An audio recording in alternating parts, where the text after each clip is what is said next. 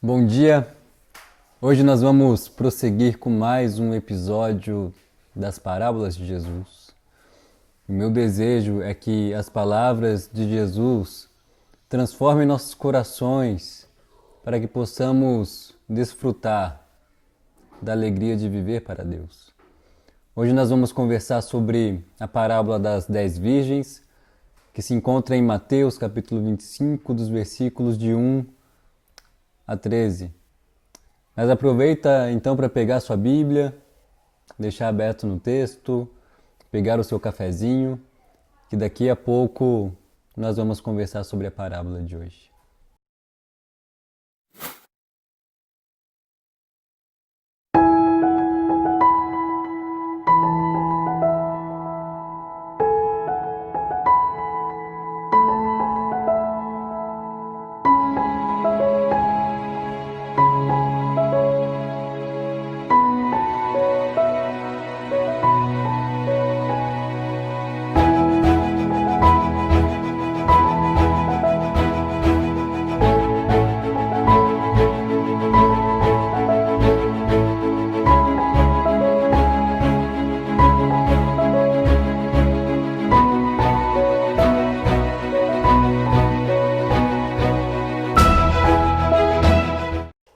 A parábola das 10 virgens se encontra num conjunto de parábolas e textos que falam da segunda vinda do Senhor Jesus, que fala a respeito da vinda do reino e das coisas futuras.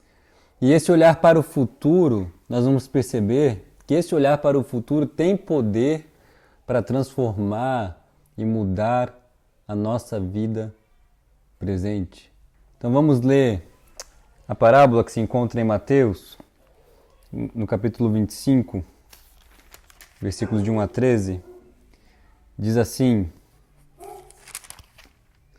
O reino dos céus será semelhante a 10 virgens que pegaram suas candeias e saíram para encontrar-se com o noivo. 5 delas eram insensatas e 5 eram prudentes. As insensatas pegaram suas candeias, mas não levaram óleo.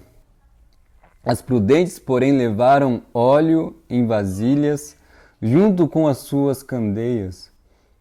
O noivo demorou a chegar, e todas ficaram com sono e adormeceram.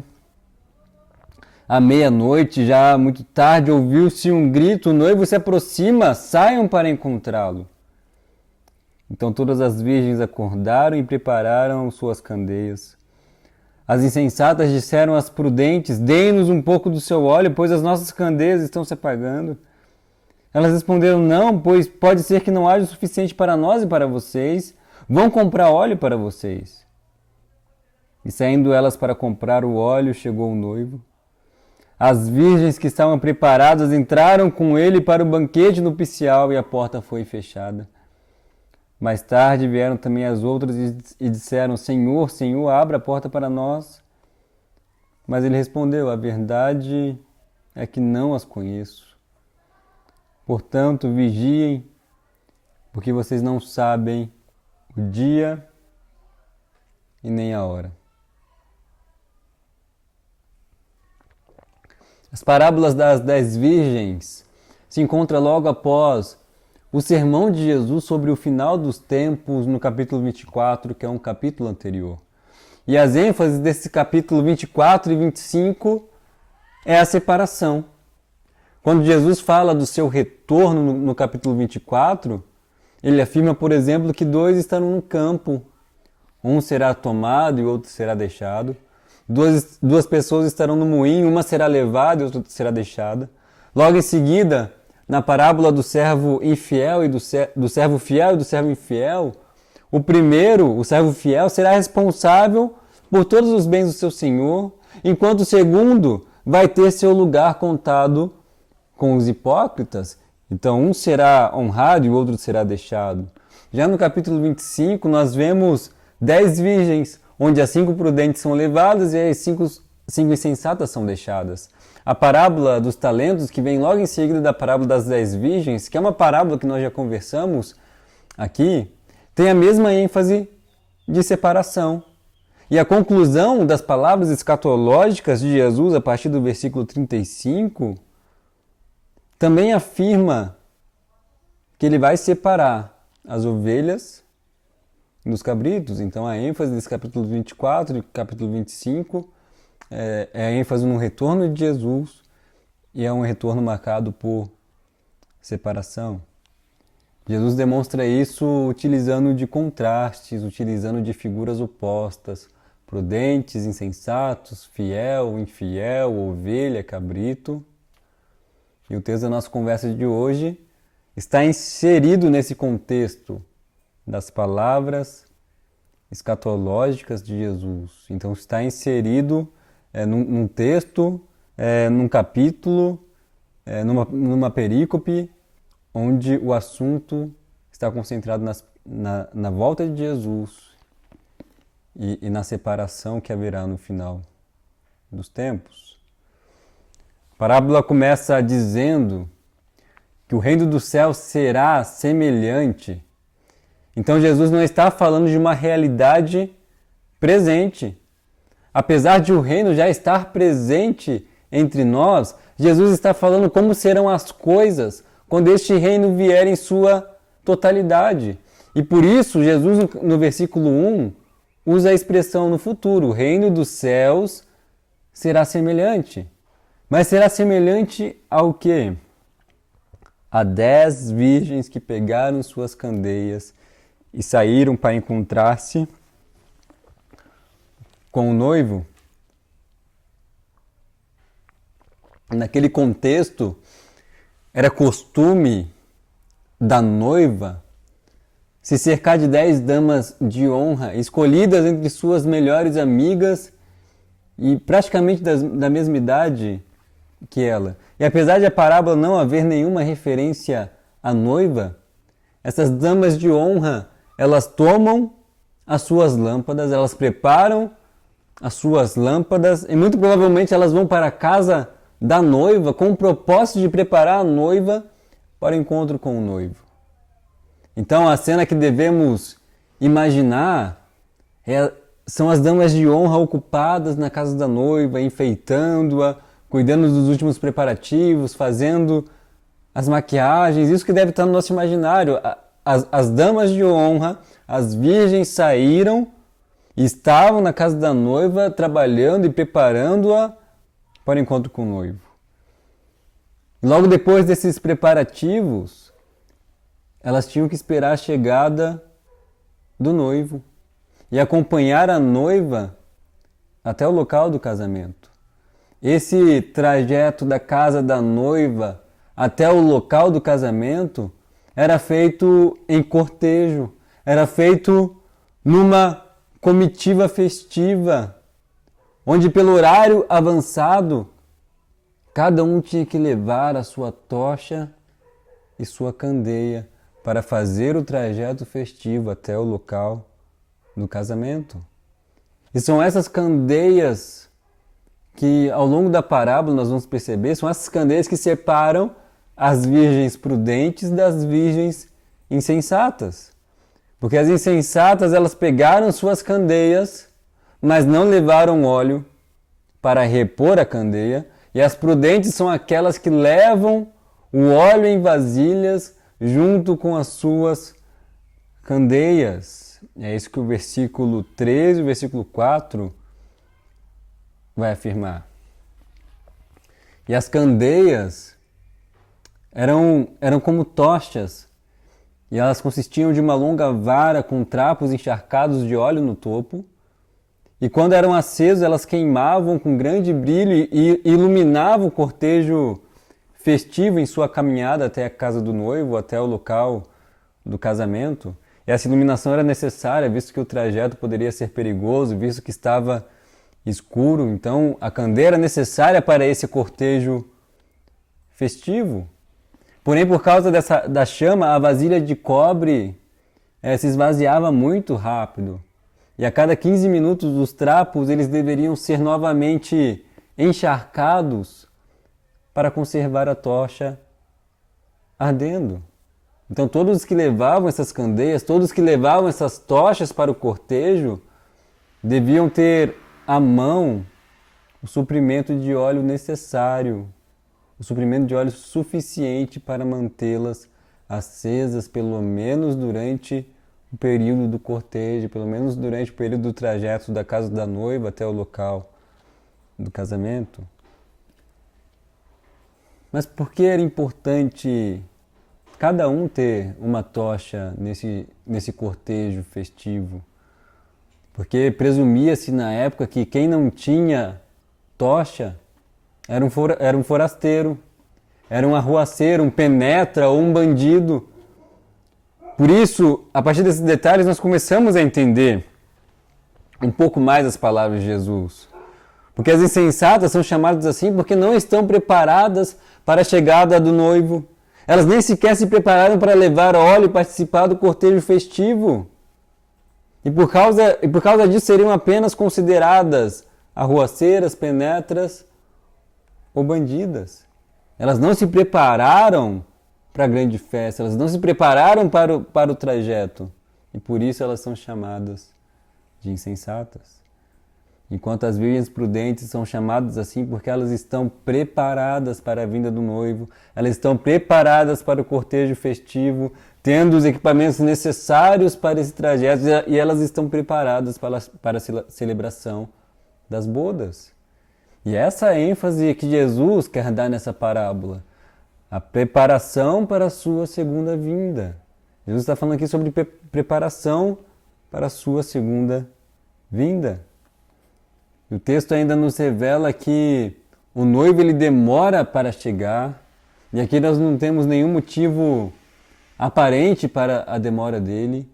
Alguns comentaristas, estudiosos, vão dizer que essa demora poderia ser porque ele estava acertando as documentações de dotes e bens com os pais da noiva, e a celebração não poderia começar até todos esses documentos estarem acertados. Enfim, existem várias teorias, sem nenhum motivo aparente, mas o que nós sabemos é que ele demora para chegar, e todas elas, tanto as prudentes como as insensatas, ficaram com sono e dormiram. Então perceba que não foram só as imprudentes, as insensatas que dormiram, mas todas elas, as 10 virgens, as 10 damas de honra, pegaram no sono. E tarde da noite, como revela o verso 6, elas ouviram um grito informando que o noivo estava se aproximando e que deveriam sair para encontrá-lo. E era esse o momento do cortejo festivo, em que havia necessidade da iluminação da candeia, havia necessidade da iluminação na tocha. É nesse momento, como afirma o versículo 8, que as insensatas pedem para as prudentes compartilharem um pouco de óleo, porque as suas candeias estavam apagando rapidamente e elas não tinham óleo para repor. Muito provavelmente elas só estavam com a candeia, com trapo em cima, sem nada para repor essa chama. As prudentes, como prudentes que eram, calcularam a quantidade de óleo suficiente para cada uma durante o cortejo, não havendo o suficiente para partilhar com as insensatas. Por isso elas falam para as insensatas saírem para comprar óleo. Afinal, o noivo está se aproximando, mas ele ainda não havia chegado. Mas nesse meio tempo em que as insensatas foram comprar óleo, conforme afirma o verso 10, o noivo chega. As damas de honra que estavam preparadas, elas participam do cortejo, do trajeto até a casa do noivo, entram com ele para o banquete nupcial e a porta é fechada. Mais tarde, as outras virgens, as outras damas, muito provavelmente com óleo, chegaram até o banquete nupcial, bateram na porta e disseram: Senhor, Senhor, abra a porta para nós. Mas era tarde demais. Como de costume daquela época, quando o casamento iniciava, ninguém mais podia entrar. Por isso o noivo responde que não as conhecia. E a partir disso, então, depois de contar essa história, Jesus conclui dizendo para os seus discípulos vigiarem, porque eles não sabem o dia nem a hora da chegada do noivo.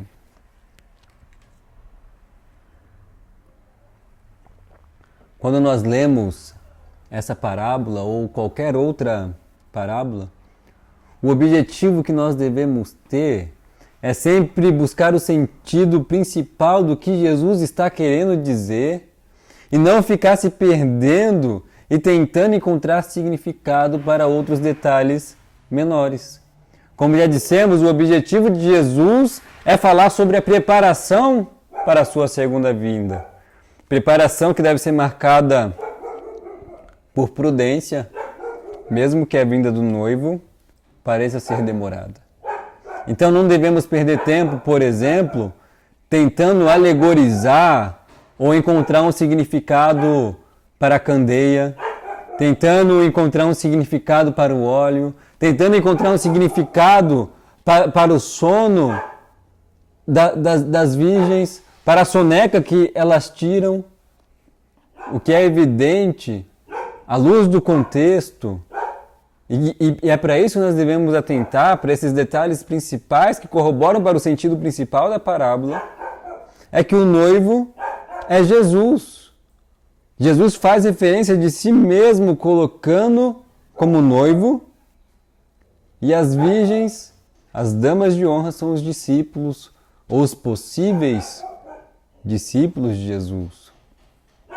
A candeia e o óleo apenas fazem parte da construção da história de Jesus para mostrar a prudência, a prontidão de uns e a insensatez e desleixo de outros diante da vinda do noivo, isto é, diante da segunda vinda de Jesus. E aqui então, Jesus está ensinando que esse reino que virá, esse reino que será estabelecido, será marcado pela separação dos prudentes e dos insensatos. E quem são esses prudentes?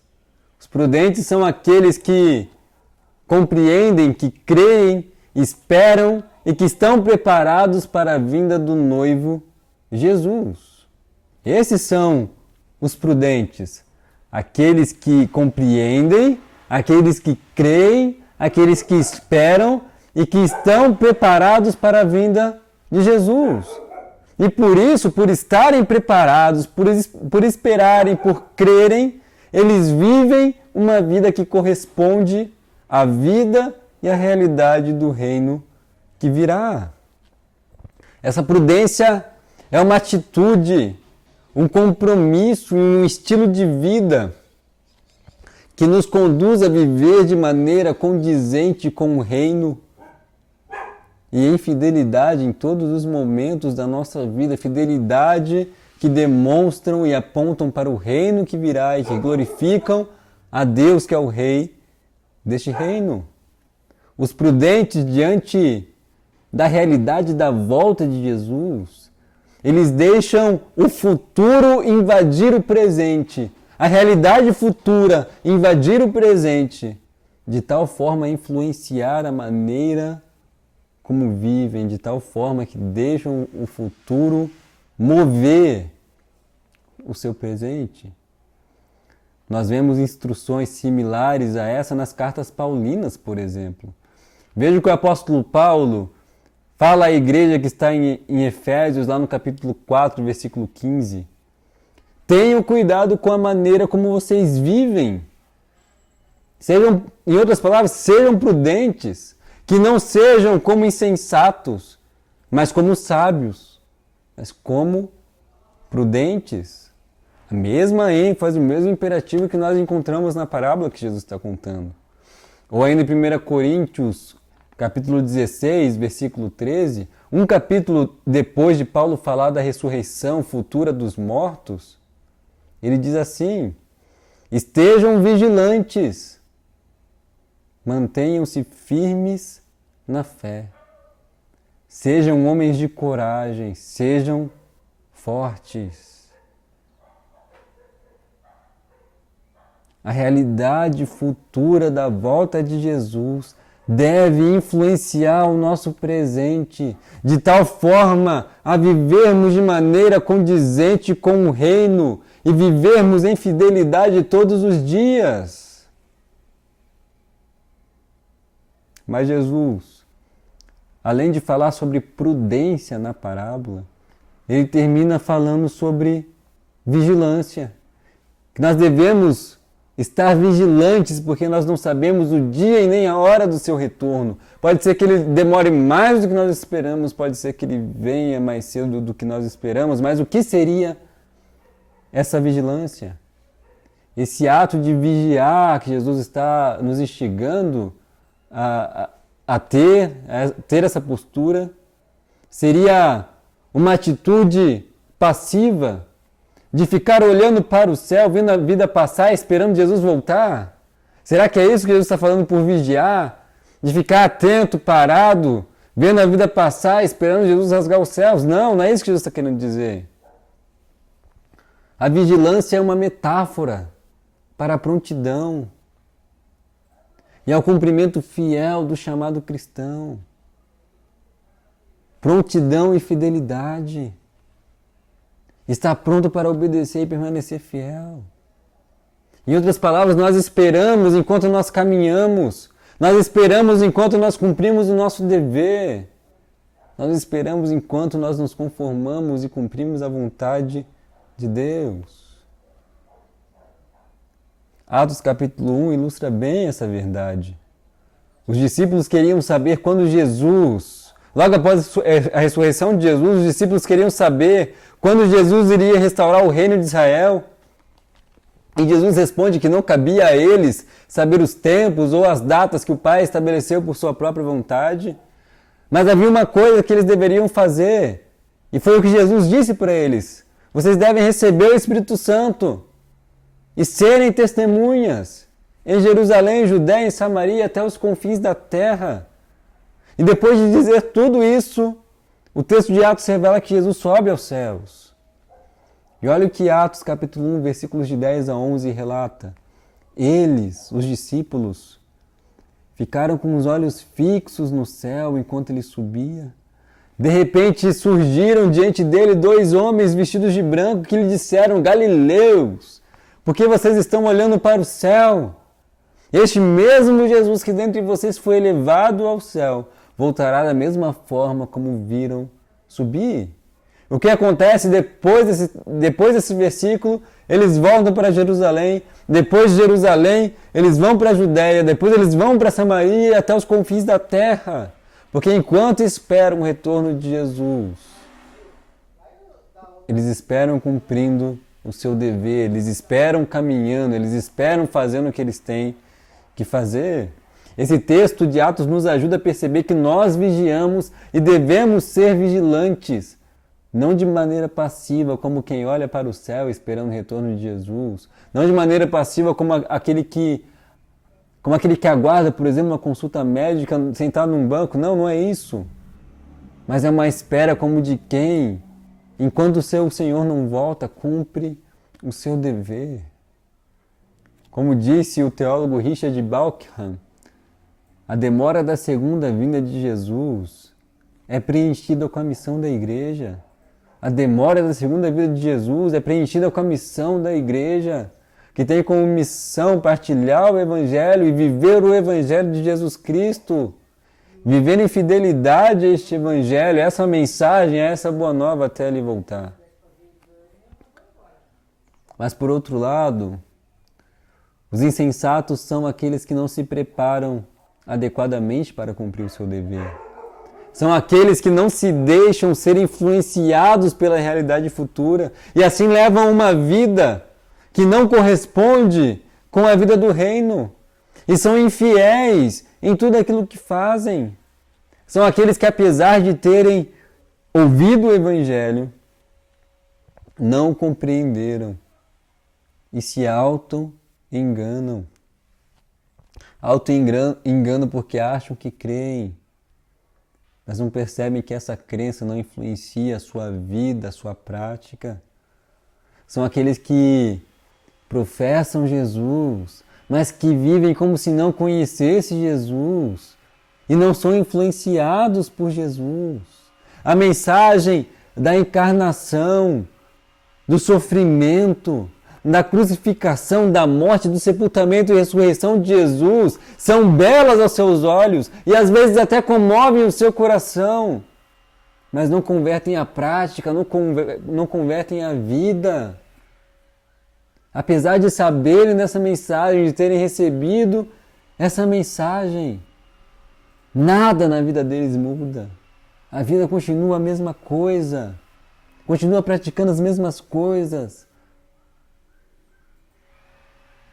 Qual será a consequência disso? De viver dessa forma, de conhecer o Evangelho, mas de não praticá-lo, de não converter a vida? A consequência é que quando Jesus voltar e o reino for estabelecido, Jesus vai dizer: a verdade é que eu não conheço vocês. A verdade é que vocês falavam tanto de mim. Sim, falavam muito de mim. Mas o coração de vocês estava longe. A prática de vocês estava longe. Vocês só falavam, mas não me conheciam de perto. Não ouviam e praticavam as minhas palavras, não tinham prazer em praticar as minhas orientações. Jesus já havia falado sobre isso nesse mesmo Evangelho de Mateus, lá no capítulo 7, versículo de 21 a 23, em que ele diz assim: nem todo aquele que me diz Senhor, Senhor entrará no reino dos céus, mas entrará no reino dos céus apenas aqueles que fazem a vontade de meu Pai que está nos céus. Muitos me dirão naquele dia: Senhor, Senhor, não profetizamos nós em Teu nome? Em Teu nome não expulsamos demônios e não realizamos muitos milagres? Então eu lhes direi claramente, da mesma forma como ele diz aqui na parábola: nunca os conheci. Afastem-se de mim, vocês que praticam o mal. O insensato é aquele que professa Jesus, mas continua praticando o mal. A vida dele não corresponde a nada no que corresponde à vida de Deus. Porque não é coerente professar Jesus e continuar na prática daquilo que é mal. Ser prudente e vigilante é esperar pela vinda do reino, fazendo a vontade do Pai e vivendo em conformidade com a vida de Deus. Enquanto ser insensato é até esperar sim pela vinda do reino, mas de forma passiva, sem atitudes visíveis na vida que correspondem à realidade do reino que virá. É uma espera sem fidelidade, é uma espera sem compromisso, é uma espera de, se Jesus voltar é benefício para mim. É uma espera sem fidelidade, sem compromisso, sem integridade, sem humildade. E assim se torna uma espera inútil. A porta fechada para as virgens insensatas nos faz lembrar muito da história de Noé, que por muito tempo, como vai dizer o apóstolo Pedro, ele pregou o arrependimento enquanto construía a arca. Em nenhum momento a humanidade daquele tempo, que estava mergulhada no mal, que a sua maldade estava avançando sobre a terra, em nenhum momento eles se arrependeram. Em nenhum momento suas atitudes se converteram, se voltando para o Criador. E quando a porta da arca se fechou, já era tarde demais para reconhecerem sua maldade e se voltarem para Deus. Insensatos. A partir disso, gostaria de pensar algumas coisas com você e assim concluir a nossa conversa de hoje. O quanto a realidade futura, o quanto a realidade do retorno de Jesus e o estabelecimento do seu reino tem influenciado a sua vida e a sua prática hoje. O quanto essa realidade futura move o seu presente. Jesus deu, como se diz hoje em dia, um baita spoiler. Ele contou o final da história, não para assustar os seus discípulos, mas para estimulá-los a levarem uma vida marcada pela prudência. Jesus está dizendo, olha, quando o reino vier, o final da história vai ser assim, o reino do céu será assim. E por isso sejam prudentes e tudo vai ficar bem. Sejam prudentes e vocês participarão da festa. Esse capítulo 25 são as últimas palavras de Jesus antes da sua condenação, antes da sua crucificação e da sua morte. E essas palavras ganham outro tom quando as percebemos como uma orientação amorosa de Jesus para os seus discípulos, estimulando-os a permanecerem prudentes, a viverem de forma condizente com o reino, para que assim possam desfrutar o reino em sua totalidade. Jesus está dizendo, vivam dessa maneira. Quando as coisas estiverem difíceis, quando parecer que está sendo demorado, continuem vivendo de maneira prudente, continuem vivendo como cidadãos do reino, continuem vivendo uma vida que condiz com a vida de Deus. Por isso, o quanto essa realidade futura tem influenciado a sua vida, o quanto a vinda do reino com a volta de Jesus tem transformado a maneira como você vive aqui. Filipenses 3, versículo 20, afirma que a nossa cidadania está nos céus, de onde esperamos ansiosamente o Salvador, o Senhor Jesus Cristo. O quanto a realidade do reino futuro tem nos movido a viver como cidadãos deste reino. Essa é a primeira coisa que eu gostaria de convidar você a pensar. A segunda coisa, eu gostaria de convidar você a usar sua imaginação. Imagine-se por um momento na parábola. Imagine que você é uma das virgens, uma das damas de honra que ouve o grito, o Senhor se aproxima, o noivo se aproxima. Imagine que você está ali, dormindo, é acordado por esse grito. O noivo se aproxima, o Senhor se aproxima. E agora sonde o seu coração. Faça como o salmista. Sonde seu coração, olhe para o seu interior. Peça para Deus sondar o seu coração, para mostrar se há algum caminho aí que está equivocado, para que Ele possa te conduzir pelo caminho reto. Olha para dentro de você e se pergunte, ao ouvir esse grito, e olhando para dentro de si hoje, você seria uma dama de honra prudente ou insensata? Essa pergunta exige de nós sinceridade.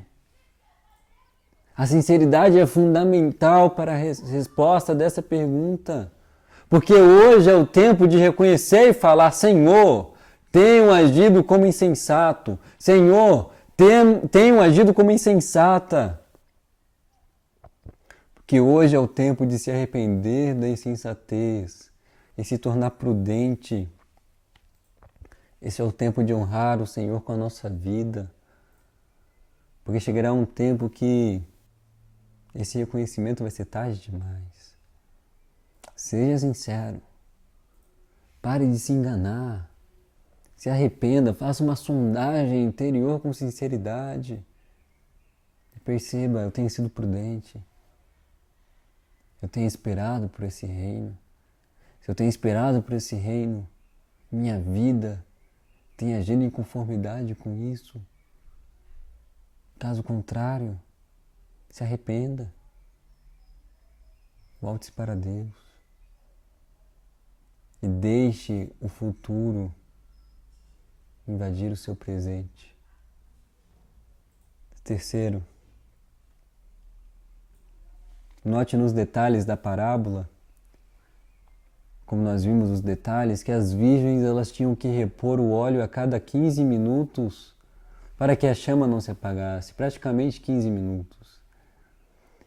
E existem algumas coisas que eu e você podemos fazer e devemos fazer constantemente para a nossa chama interior, para a nossa esperança não se apagar, para que nós continuemos e perseveremos na prudência. Eu creio que o apóstolo Paulo nos instrui bem em relação a isso em Colossenses capítulo 3. E creio que o que ele diz deve ser uma postura diária da nossa mente e do nosso coração.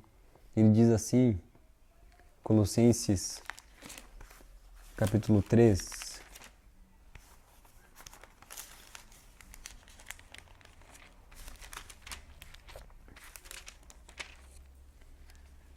Já que vocês ressuscitaram com Cristo, procurem as coisas que são do alto, onde Cristo está sentado à direita de Deus.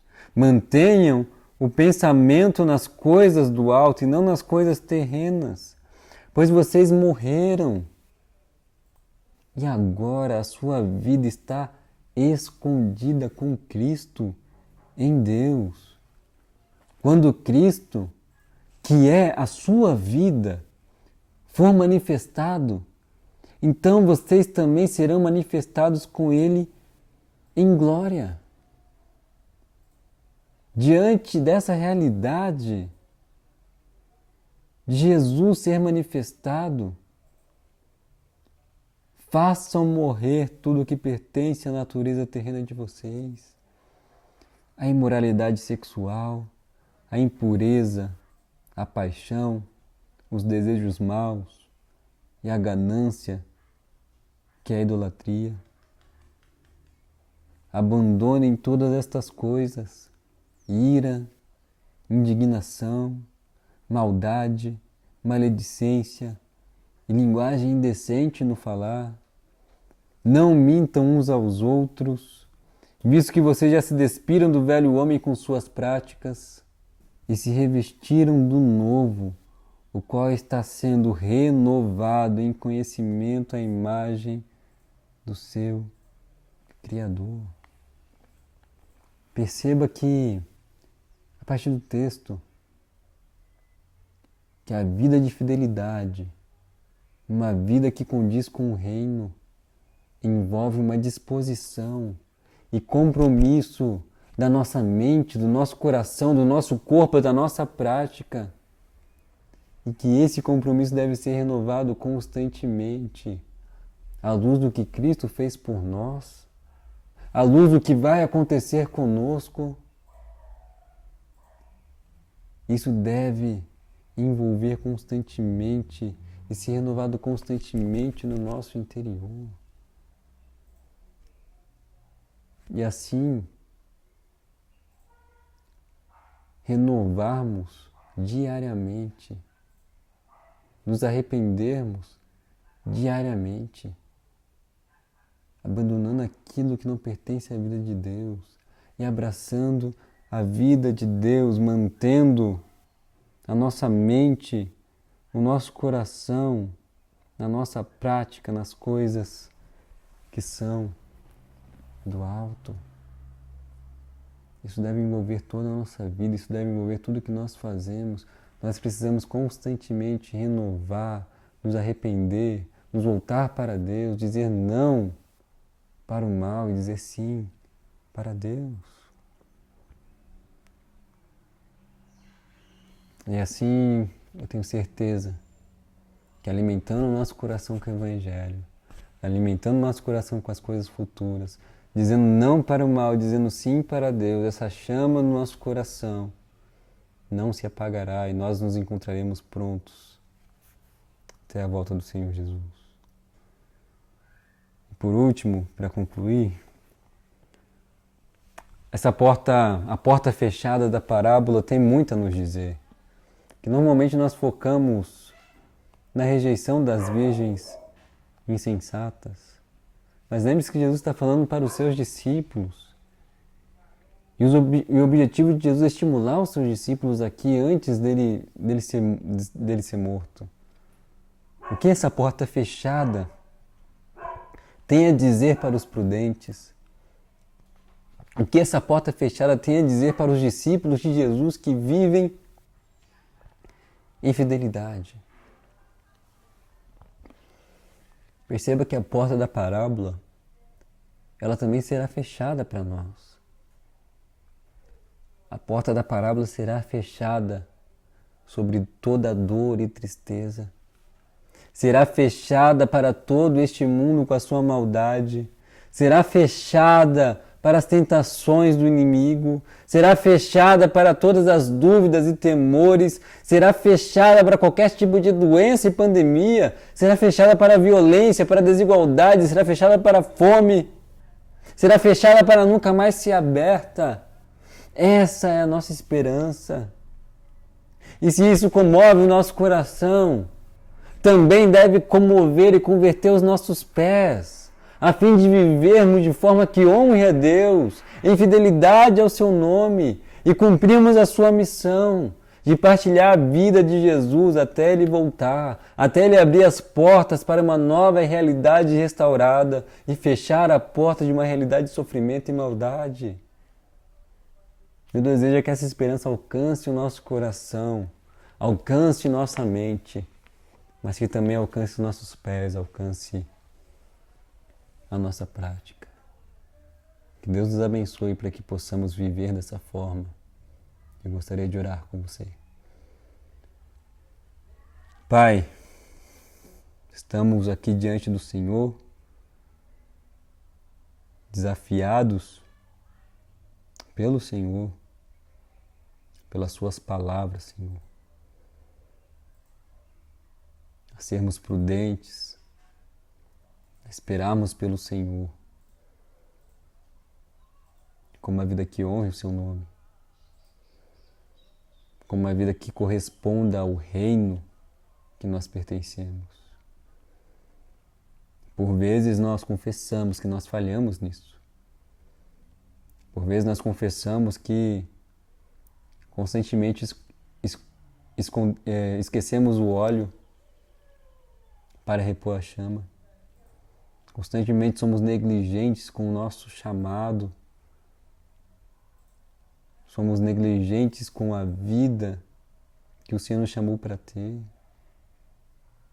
Somos negligentes com a vida que o Senhor nos chamou para ter, vivendo muitas vezes uma vida que aponta para a morte, Senhor, e não para a vida. E nos perdoe por isso, Senhor. Que o Seu Santo Espírito venha renovar o nosso coração, nos conduzir ao arrependimento, Senhor, para vivermos novamente para o Senhor, para renovarmos o óleo da nossa esperança, o óleo da nossa fidelidade, Senhor, porque nós queremos viver para o Senhor. Nós queremos ser daqueles que, quando o Senhor rasgar os céus, estarmos preparados.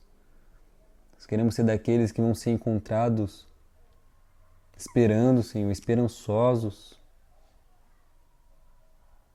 com a sua chegada, com a chegada do reino. Possamos ser daqueles que são encontrados com fé, Deus. Possamos ser daqueles que são encontrados obedecendo, Deus, a sua vontade. Possamos ser daqueles que são encontrados amando, Senhor. Possamos ser daqueles que são encontrados socorrendo os que estão em necessidade. Que possamos ser daqueles que são encontrados servindo. Que possamos ser daqueles que são encontrados agindo com humildade, Senhor, diante do Senhor. Que possamos ser daqueles encontrados vivendo uma vida simples, uma vida que não esbanja luxo, Deus, mas uma vida que é marcada pela partilha, Deus. Que possamos ser encontrados rejeitando aquilo que é mal e abraçando a sua vida. Nós queremos ser assim, Senhor. Nos ajude a sermos prudentes, Senhor. Isso é possível através da sua ação na nossa vida, através da ação do Teu Espírito. Por isso nos torne sensíveis. Torne nossa mente, o nosso coração e os nossos pés sensíveis para te ouvir e responder em obediência, Senhor. E quando olharmos para dentro de nós e não formos encontrados assim, que possamos dar meia volta e nos voltar para o Senhor. Nos ajude, para que possamos chegar salvos nesse reino que será estabelecido e assim desfrutarmos da vida, Senhor. Em nome do nosso Senhor Jesus Cristo, que nos garante essas coisas, que nós oramos. Amém. Foi bom estar com você mais uma vez. Espero que Deus tenha falado com você, tenha desafiado o seu coração. Qualquer dúvida, qualquer coisa que você queira conversar, nós estamos à disposição de você para conversar, para responder as suas dúvidas, para orar com você. Então conte com a gente nessa caminhada. E no mais, nós esperamos você às 19 horas para continuarmos louvando a Deus e continuar conversando sobre a nossa série Reconstrução. Esperamos você. Até mais.